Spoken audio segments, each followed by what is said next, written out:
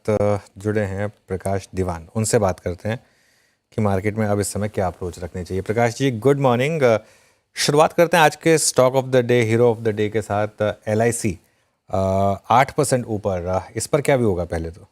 Good morning अनुज। देखिए LIC एक एक ऐसी बिजनेस, ऐसी कंपनी है जो इतने मायने रखती है हमारे इकोनॉमी में, मार्केट में, लेकिन कहीं ना कहीं थोड़ी सी इग्नोर हो चुकी थी, क्योंकि ऐसा कुछ इसमें एक्टिविटी ऐसी नहीं हो रही थी जिसकी वजह से ध्यान आकर्षाए उसकी तरफ। और जो नंबर्स आए उससे साफ जाहिर है कि इन्होंने इस स्केल पे भी इतने कंपटीशन के बावजूद भी ग्रोथ हासिल करी है और आगे चल के करना करना कंटिन्यूड रहेगा। तो ये जो रीसेट हुआ है उस उम्मीद से हुआ है, लेकिन जो उम्मीद थी कि भाई ये अगले साल, 1.5 साल, 2 साल में इम्प्रूवमेंट जारी रहेगा और उसका आएगा, वो एक्चुअली आज ही 8-10% पता नहीं कितना ऊपर है, बट ऑलरेडी इतना अच्छा इम्प्रूवमेंट मिल चुका है। तो मेरे ख्याल से थोड़ा सा व्यू ये है कि लॉन्ग टर्म में बहुत बढ़िया है। बट ये ऐसे स्टॉक है जो आपको जिस दिन मार्केट में बहुत बड़ी गिरावट आती है, और ये भी गिरते हैं क्योंकि ETFs और ये सब की सेलिंग आने की वजह से जो एग्जिट्स होते हैं तो सेंटिमेंट हावी होता है, तब ये लेने लायक है। बट जरूर रखिए पोर्टफोलियो में, और अगर नहीं है आपके एलोकेशन इसमें तो थोड़ी सी करिए, क्योंकि सरकार की ओनरशिप, डिस्ट्रीब्यूशन स्ट्रेंथ और प्रोडक्ट की सेलियंस जो दिख रही है इनके VNB में, देखिए जो नॉन पावर प्रोडक्ट्स है उसमें से ग्रोथ आ रही है, तो हर महीने में I think they have perform very well, so commendable this thing. I see, मुझे, मैं ये बोला हूँ कि मार्जिन में थोड़ी कटौती हुई, इसमें कुछ हुई, ये ठीक है, बट इस स्केल पे ये सब पॉसिबल है। और आगे चल के ग्रोथ आएगी तो एक एक बॉटमिंग आउट सा जो है एहसास हो रहा ओके, चलिए, ये बात हुई LIC की। इसके अलावा प्रकाश, जो पिछले कुछ दिनों में मार्केट में मोमेंटम हमने देखा है जिस स्पेस में, वो है डिफेंस। इस पूरे महीने डिफेंस का जलवा रहा है। लेकिन अब जैसे सोलर इंडस्ट्रीज़ का स्टॉक है जो सबसे ज़्यादा भागा है पिछले कुछ दिनों में। एक बार चार्ट लेकर आइए इसका। ये अब इन भाव पर आपको कैसा लगेगा? क्योंकि करीब करीब 16,000 क्रॉस करता हुआ स्टॉक का, हैल में भी अच्छा हुआ है, BEL में भी अच्छा हुआ है। यहाँ क्या व्यू रहेगा? है। तो अनुज देखिए, स्पेस प्रॉमिसिंग है, ये स्थापित हो चुका है, इसमें कोई संदेह किसी को नहीं है कि ये स्पेस अगले 4, 5, 7 साल, 10 साल में बहुत बड़ी हो सकती है। इनफैक्ट GDP कंट्रीब्यूशन और उस लिहाज से मार्केट कैपिटलाइजेशन में इसका जो श्रेय है वो बहुत ज्यादा बढ़ सकता है। यहाँ से मतलब कम से कम 7-8 गुना हो सकता है, क्योंकि बहुत मिनिस्क्यूल है, आज 3% भी हमारा रिप्रेजेंटेशन नहीं है। तो मैं ये कहूंगा कि जो इसके अंदर कंपनी है, जो दिग्गज कंपनी है, वो आपको ग्रो होती दिखेंगी, साथ साथ एक इकोसिस्टम डेवलप होते रहेगा। तो एक बैलेंस रखिए, बड़ी कंपनीज में आप लॉन्ग टर्म बेसिस पे रहिए। और जब मैं बड़ी कंपनी का जिक्र कर रहा हूँ तो क्या, कौन सी कंपनी है क्वालिफाई होती है? BEL है, इतना उमदा नंबर्स, ग्रोथ प्लान्स, जो कमेंट्री है, वो सब कुछ है। अब वो गिरावट में आपको लेना है आज, या जब तेजी है तब नहीं लेना है। लेकिन इन सब कंपनीज को ध्यान में रखिए, जहन में रखिए कि जिस दिन गिरावट आती है, और इनको कोई इनके कारण से नहीं आती, फंडामेंटल चेंज की वजह से नहीं आती, फ्लोज की वजह से आती है, तब आपको लेना है। हो सकता है 385 वाला BEL आपको 350 के नीचे भी कभी कभार मिलेगा ही, तब लीजिए। और वेट करिए 2-3 साल की इसकी उसके लिए। तो HAL हो गया, BEL हो गया, सोलर इंडस्ट्रीज ब्रिलियंट बिजनेस में फ्लोट नहीं होने की वजह से इतने शार्प मूव्स, इतने स्ट्रॉन्ग मूव्स आते हैं तो बहुत महंगा लगता है। मतलब वैल्यूएशन पर्सपेक्टिव से मेरे हिसाब से काफी महंगा हो गया। बट जो है वेंडर इकोसिस्टम हो रहा था, उसमें बहुत छोटी छोटी नई कंपनीज आ रही हैं। SME में भी है, SME में नॉर्मली हम लोग परहेज करते हैं, लिक्विडिटी की वजह से नहीं ज्यादा एलोकेशन बना पाते हैं, लेकिन डिफेंस में आपको सबसे ज्यादा नए IPOs और फ्लोट आते हुए दिखेगा। तो बड़ी कंपनीज रखिए और थोड़ी सी छोटी कंपनीज रखिए, तो आपके पास एक बैलेंस बना रहेगा। बट इस स्पेस को आप अब अपने पोर्टफोलियो में इग्नोर नहीं कर सकते। कम से कम 8-10% का एलोकेशन तो बनता है। कंपनीज चेंज होती रहेंगी over the years, but allocation जरूर बना के रखें। अच्छा, प्रकाश सर नमस्कार, वीरेंद्र बोल रहा हूँ। ये एक दो बास्केट जो कि अब ऑल टाइम हाई पे ट्रेड कर रही हैं। आप इंश्योरेंस स्टॉक्स में, ये LIC से शुरुआत हमने की थी, but what about HDFC life, SBI life, दोनों स्टॉक्स ऑल टाइम हाई पर रहे। यहाँ पे क्या अप्रोच रखें? मतलब अगर आप थोड़ी कमेंट कर पाएँ स्टॉक स्पेसिफिक तो।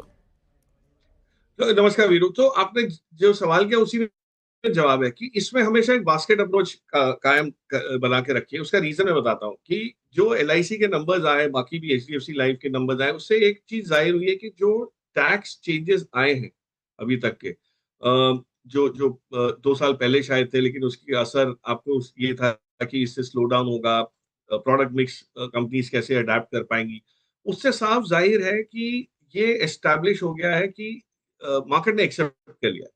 मार्केट ने एक्सेप्ट कर लिया, हमारा उपभोक्ता बहुत स्मार्ट है, इंटेलिजेंट है, सेंसिबल है, उन्होंने सही डिसीजन लेके उनके लिए जो अच्छे प्रोडक्ट्स हैं, उनको जो सूट करते हैं, वैसे प्रोडक्ट्स में लेना शुरू किया है। तो जो मिस सेलिंग की रिपोर्ट्स आप देखिए पिछले 1 साल में कहीं भी इस टाइप का कोई आपको रिपोर्ट नहीं आई कि यहाँ मिस सेलिंग हुई, फला-फला बैंक या वेल्थ मैनेजर ने ऐसे किया। तो प्रोडक्ट एक्सेप्टेंस आने की वजह से जो अब प्रोडक्ट्स आ रहे हैं, जो मार्केट लिंक ज़रूरी नहीं है हो, उसमें इन कंपनीज़ के लिए बहुत बढ़िया ग्रोथ रहती है, लंबे समय के लिए ग्रोथ होती है। तो जो एफर्ट पॉलिसी बेचने का है, उसकी आपको मुआवजा जो है वो काफ़ी लंबे समय तक मिलता है। तो बास्केट अप्रोच है क्योंकि कोई कभी ना कभी कोई चमकेगा। एक आध दिन एसबीआई लाइफ चमक जाएगा, कभी एचडीएफसी लाइफ का दिन होगा, फिर आईसीआईसी प्रू है। तो एक बास्केट करिए, इक्वल एलोकेशन करिए, 4 कंपनीज रखिए उसमें जो चारों बड़ी कंपनी है और उसमें एलोकेशन बना के आप कायम रखिए तो मेरे ख्याल से आउट परफॉर्म डेफिनेटली कर पाएंगे। कि चलिए, तो ये इंश्योरेंस बास्केट का डिस्कशन पूरी तरीके से हो गया। निफ्टी 24,770 उसी रेंज में आके ट्रेड करता है, कोई सब्सटेंशियल चेंज नहीं है यहाँ पर। अच्छा, एक दो पॉकेट्स पे और आता हूँ सर, यहाँ पे जहाँ पे बाजार ने पिछले कुछ समय में थोड़ा सा अपना कन्विक्शन जो है वो बढ़ा है। रियल एस्टेट को देखिए आप, रियल एस्टेट में बाइंग है, स्पेशली डीएलएफ के नंबर्स के बाद जो थी ना वो बाइंग और बड़ी एग्रेसिव हुई है। बट जब शायद मैं कभी भी किसी से प्रश्न करता हूं तो अपने प्रश्न का दायरा बढ़ा देता हूं, प्रकाश सर, रियल एस्टेट और रियल एस्टेट एंसिलरी दोनों को जोड़ लेता हूं। यहाँ पे कोई स्टॉक हाल फिलहाल में ऐड किया हो या फाइंडिंग्स आपकी? सो रियल एस्टेट डेफिनेटली जिस हिसाब से रिपोर्ट्स आ रहे हैं, हमको जब लगता है कि भाव पीक आउट हो गए उसके बाद फिर कहीं ना कहीं प्री बुकिंग के आंकड़े इतने इंप्रेसिव दिखने लगते हैं। तो मुझे लगता है एक मोमेंटम जारी रहेगा बट स्पेसिफिक लोकेशंस और उसकी वजह से स्पेसिफिक कंपनीज या स्टॉक्स में ही आपको ये आउट परफॉर्मेंस दिखेगा। बाय एंड लार्ज अगर आपको रियल एस्टेट का जो अपस्विंग है उसको प्ले करना है तो आपने बहुत अच्छा किया है कि इसको एंसिलरीज को भी जोड़ा। तो जो एंसिलरी का जो एरिया अगर आप देखें तो उसमें सबसे पहले तो सीमेंट को आप जोड़िए क्योंकि जो प्राइसिंग पावर वापस आती हुई दिख रही है, जिस लेवल पे ईवी पे एबिटा की वैल्यूएशंस पे ट्रेड कर रहे हैं ये सब बिजनेसेस, आई डोंट थिंक ये महंगे हैं। हाँ, प्राइस आपको अल्ट्राटेक का लगेगा कि 11,500 हो गया, या श्री सीमेंट आप देखें तो बोले भाई ये तो इतना ऊपर हो गया, ऑल टाइम हाई के आसपास है। लेकिन जो एफिशिएंसीज आ रही हैं, जो वॉल्यूम पिकअप जो एक्सपेक्टेड है, खास करके साउथ और ईस्ट में प्राइस हाइक के बाद भी दिख रहा है, इनपुट साइड का में मुझे लगता है cement is the best play at this moment. इसके बाद वाले पड़ाव में एक आपको tiles, wires and cables, paints, ये सब चीजों को भी एक एक वो थोड़ा सा उसमें रंगत दिखेगी। लेकिन फिलहाल अगर अगर आपको प्ले करना है तो मेरे ख्याल से वैल्यूएशन पर्सपेक्टिव से बड़ी सीमेंट कंपनी, खास करके श्री सीमेंट देखिए आप, एसीसी देखिए, बहुत बहुत बढ़िया लेवल्स पे आपको मिल रहे हैं from a longer term perspective. और एक चीज याद रखिए, ये बहुत रेजिलिएंट हो चुके हैं स्टॉक्स क्योंकि बड़े हैं। जो सेलिंग आनी थी हो गई, ईटीएफ से हो गई, एक्टिव फंड्स वापस आएंगे जिस भी समय आए, आज नहीं तो 3 महीने बाद, तो वो एक एक एक्टिविटी उसमें आपको पॉजिटिवली दिखेगी। मतलब ये पीछे लगा दो। बिल्कुल। ये तो वाला चलिए है ये ना, कुछ वायर बात हुई कुछ थीम्स पर। प्रकाश, ये जो स्टॉक मार्केट थीम है इसमें ऑब्वियसली अब एनएससी का आईपीओ, अनलिस्टेड मार्केट में एक उफान मचा हुआ है वहाँ पर। लिस्टेड प्लेस में भी अच्छे जोश देखने को मिल रहे हैं। यहाँ कैपिटल मार्केट से रिलेटेड थीम्स में आपकी प्रेफर्ड पिक्स क्या होंगी इसका ना बैटरी डाउन है। इन भाव? किसका? I think it's a wonderful theme. देखिए, जो फाइनेंशियलाइजेशन की जर्नी शुरू हुई थी वो एक धड़ाके से शुरू हुई थी, कोविड के बाद फिर थोड़ा सा उसमें पॉज आया, वो बहुत हेल्दी है। जो कंसोलिडेशन हुआ है उससे क्या है कि जो फ्रिंज प्लेयर्स थे जो सिर्फ ऑप्शन ट्रेडिंग के लिए आए थे, एक स्पेक्युलेटिव एलिमेंट था मार्केट में, वो सब चला गया। तो जिसको हम कहते हैं ना अंग्रेजी में, फ्रॉथ इज ऑल सेटल्ड। अब जो आपको मार्केट की मैच्योरिटी दिख रही है, और ये जो ऑपरेशन सिंदूर के टाइम जो उतार चढ़ाव आए मार्केट में, या ट्रेड टैरिफ्स अप्रैल में जब अनाउंस हुए तब आए, आप देखिए मैच्योरिटी मार्केट बिहेवियर की जो इतनी बढ़िया रिटेल इन्वेस्टर्स ने की है, उसमें आपका भी श्रेय बहुत है। एजुकेशन किया, जो आपने उनको सतर्क किया, जागरूक किया, वो सबको देखते हुए मुझे लगता है कि ये थीम तो कहीं नहीं जा रहा। एक ही प्रॉब्लम है कि वैल्यूएशन इतने स्ट्रेच्ड है कि विजिबिलिटी की वजह से, और कोई कारण और कोई नहीं, कि विजिबिलिटी हर एक ब्रोकरेज की या इंटरमीडियरी की इतनी ज्यादा है कि उन्होंने सबको 2-2 3-3 साल के नंबर, आगे के आंकड़े जो है उसको फैक्टर इन करके प्राइस किया है। मुझे लगता है अगर आप इसमें एक बिजनेस जो मुझे बहुत पसंद आता है, सीडीएसएल।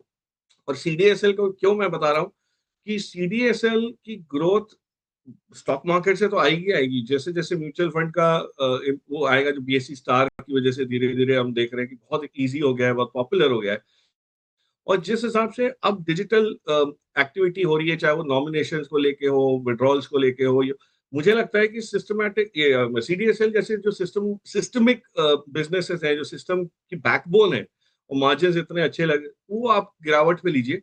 हाँ, मैं ये गिरावट इसलिए कह रहा हूँ कि इसमें भी गिरावट आती है, ये नहीं कि ये अडिग रहेंगे, जहाँ है वहीं रहेंगे। जिस दिन नीचे आपको मिले आप ऐड करते रहिए। एक इसमें एसआईपी जैसा बना लीजिए कि इस कट ऑफ लेवल से नीचे आता है, या मार्केट जब भी गिरती है 5-7%, तब हम लोग इसको ऐड करेंगे। बट डेफिनेटली इस टीम को पकड़ना जरूरी है, और ब्रॉड बेस होती जा रही है। लेट्स सी अब कितनी कितनी डेप्थ आती है इसके अंदर। बट बाकी थोड़ी सी कंपनी छोटी है, एमसीज पे मैं ज्यादा फोकस नहीं करा। बट के फिनटेक जैसे बिजनेसेस हैं जो एसेट मैनेजमेंट की वजह से ग्रो हो रहे हैं, CDSL market stock market activity की वजह से हो रहे हैं। So you have a lot of drivers, तो वो सारी चीजों को वो करते हुए, नजर में रखते हुए, I think you should allocate some. अच्छा प्रकाश सर, अभी तक देखिए हमारी बैंक से बात नहीं हुई। बैंक्स के मोमेंटम हल्के से थोड़े थिन पड़े हैं। एफआईएस की लैक ऑफ बाइंग थोड़ा सा प्राइवेट बैंकिंग बास्केट को तो थोड़ा सा प्रेस किए हुए है, बट पूरा अर्निंग सीजन आपने देख लिया, थोड़ा झुकाव पिछले 10 दिन से बाजार का पीएसयू बैंक्स की तरफ है। कैनरा बैंक इस बार अर्निंग्स में सबसे बड़ा मूव देके गया पोस्ट नंबर्स। बैंकों में अगर एक बैंक लेके चलना, and more specially mid cap bank, वो क्या है आपकी चॉइस इस वक्त? आज आप पता नहीं बहुत सही चीज ब्रेकफास्ट में करके आए कि आपके सवाल में जवाब आ रहे हैं। अब एक्चुअली अगर आप मुझे पूछते हैं तो मैं पहले ही आपको कैनरा बैंक बोलता, क्योंकि अब मैंने कुछ दिन पहले ही, एक हफ्ते पहले जब आपके शो पे था, तो ये डिस्कस किया था कि पीएसयू बैंक्स में जो बड़े बैंक्स हैं, उनके लिए क्रेडिट ग्रोथ हासिल करना, या मेट्रिक्स आप देखिए, रिटर्न ऑन एसेट जिसको कहते हैं हम लोग, एक बैंकिंग में बहुत बड़ा इंपॉर्टेंट मेट्रिक माना जाता है। तो इसको मेंटेन करना, ग्रो करना बड़ी बैंक्स के लिए, और खास करके जब बड़ी बैंक जब मैं कह रहा हूँ तो उसमें बीओबी या एसबीआई का समावेश होता है।